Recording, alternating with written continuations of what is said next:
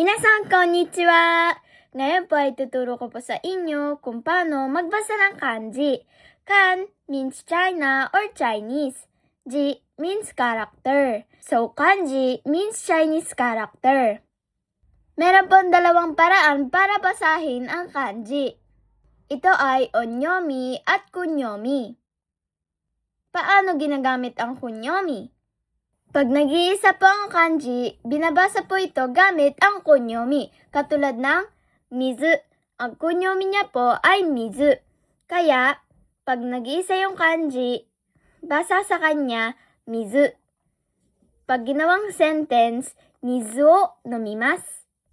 Meron din pong yasumu. Yung kunyomi niya po ay yasumu. Pag ginawa pong sentence, kyou wa yasumu.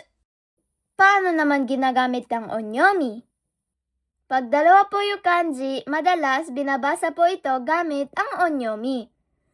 Katulad ng yasumu at mizu. Pag pinagsama, basa po dito ay kyusui. Kyusui means water break. Pag ginawa pong sentence, kyusui o shimasu.